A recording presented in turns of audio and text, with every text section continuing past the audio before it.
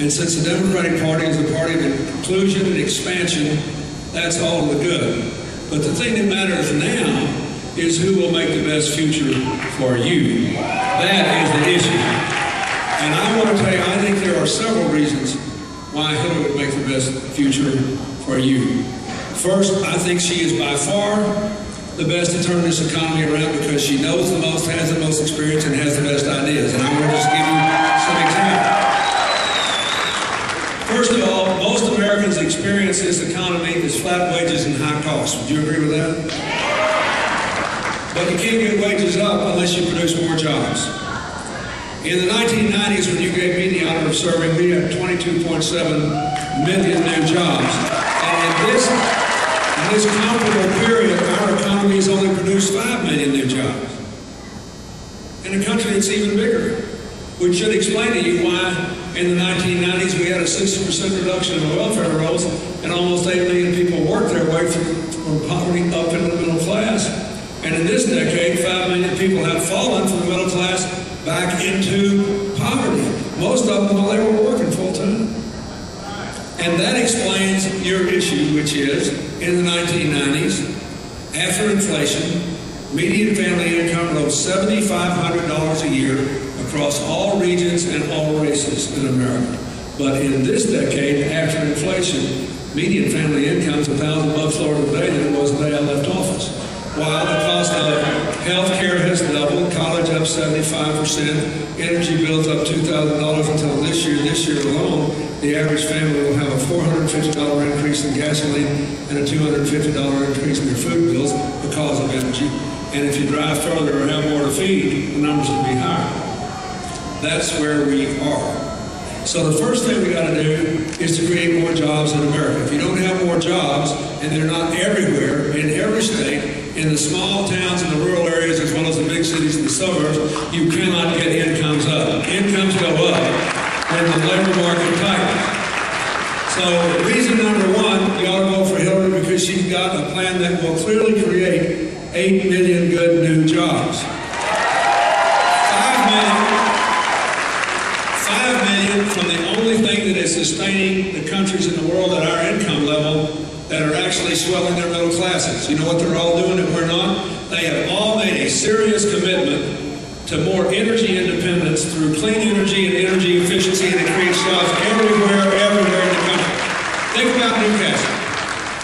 Under her program, she would take away the subsidies that were wrongly given to the oil companies and nuclear companies back in 2005 and get these energy companies to pay into an energy fund that would give money then to every state so that you can make more energy efficient every school building, every college building, every government building, every hospital, every auditorium, every building of this kind in the entire country. That will create millions of jobs.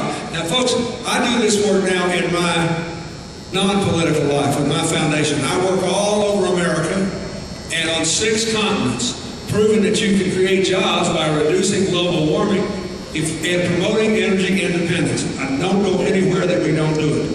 And I will tell you how to work it will benefit the school district. Every school district in this country needs more money because of No Child Left Behind. I'll explain that in a minute. It's a terrible problem. But here's how her program works. She'd give the money to the state, and the state would allocate it around, and you'd get a fee, a certain amount of money, to hire somebody to come here and look at every building in the school district. And they would tell you, if you do this, that, and the other thing to every building, change the glass, change the lighting, put in automatic temperature and lighting controls, you got a flat roof, you can put sod on it, lower air conditioning bills in the summer, lower heating bills in the winter. And if you do all this, they'll tell you exactly what your utility bill will go down. And they will guarantee it. Once that happens, the school district can get a loan from any bank to pay for the work only through lower utility bills. You just take whatever utility bill goes down every month and you pay the loan off till it's paid off. If the savings aren't realized, the person that gave you the guarantee's on the hook. That means that we can do this in every state or city or county building and not cost the taxpayers 1 red cent. We can do this in every school building and not cost the school building 1 red cent. It will create millions of jobs and help to save the planet for the young people here. And we ought to do it. The other thing is, I got off the highway at Muncie and I passed a utility advertisement for windmills. And I want you to know that every state in this country, every state, can produce more of its own energy. More solar energy, more wind energy, more biomass energy, more biofuels. You don't have to raise corn to produce ethanol. That's the most inefficient way to do it. I passed all these fields now that are fallow, getting ready for the planting of the next crop. Right? You can take the leavings of every farm crop, the leavings of every timber stand. You can close every landfill in the state of Indiana and use the garbage to make biofuels or to generate electricity, create jobs, lower utility bills, and make yourselves more economically independent. So that's the first thing. The second thing she wants to do is to have us finance 3 million new jobs, doing something we should have done a long time ago, fixing the bridges and the roads and the water systems and the sewer system in this country. And again, you can readily see this work can be done everywhere, not just in large urban areas. And none of these jobs, not the energy jobs, not these jobs, can be outsourced. Not any of them. And that's important.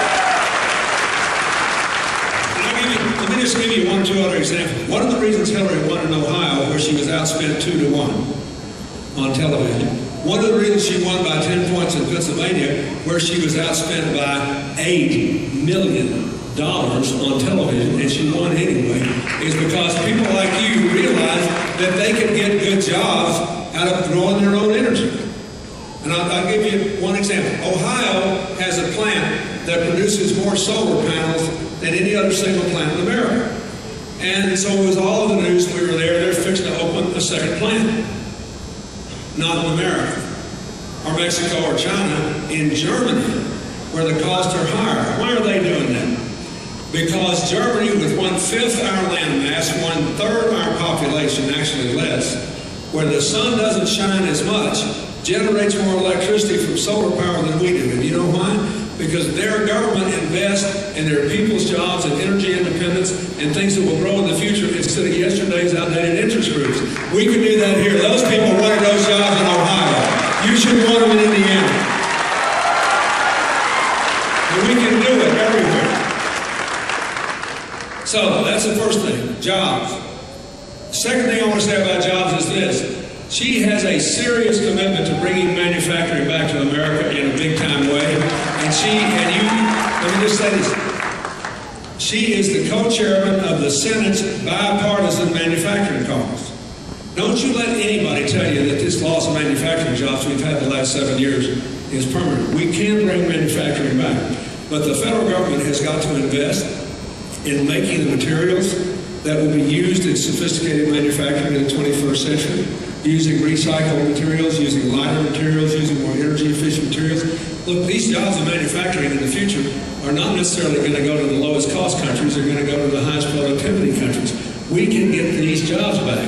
And she's got a whole strategy to do it, including repealing the provision of the tax code that encourages us to move jobs overseas and putting a provision in that rewards people who put investments back in America.